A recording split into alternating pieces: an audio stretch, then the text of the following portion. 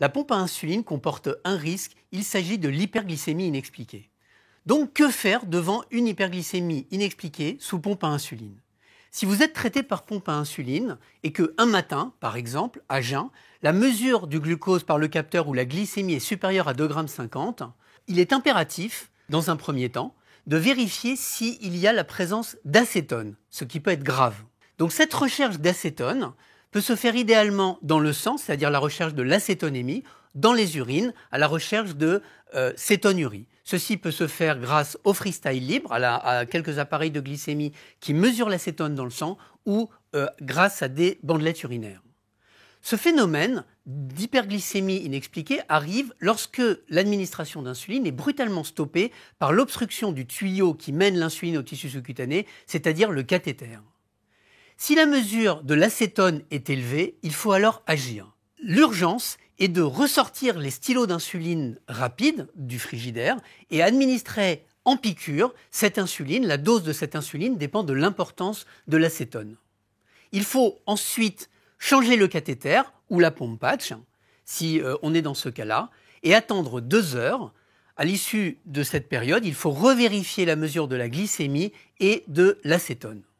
Si 2 heures après l'injection d'insuline, il persiste de l'acétone, attention, des symptômes risquent d'apparaître. Par exemple, une odeur fétide de la laine, des nausées, des vomissements, des douleurs abdominales ou encore une respiration rapide, voire un endormissement.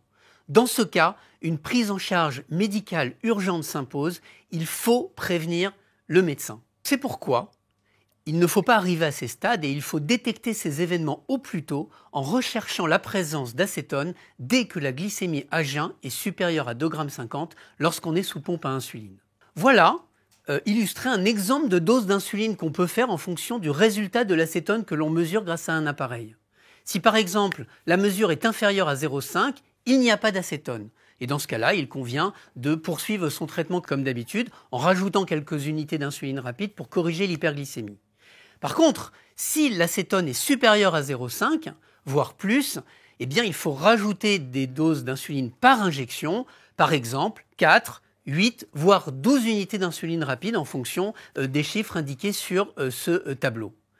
On fait exactement la même chose si on a un système de mesure de l'acétone dans les urines en fonction du nombre de croix, 1 croix, 2 croix, 3 croix. En conclusion, la pompe à insuline est un traitement efficace, mais il comporte ce risque d'hyperglycémie inexpliquée auquel il faut faire face et il faut toujours avoir sur soi, quelle que soit la circonstance, de quoi injecter l'insuline, de quoi rechercher l'acétone de manière à éviter cette complication.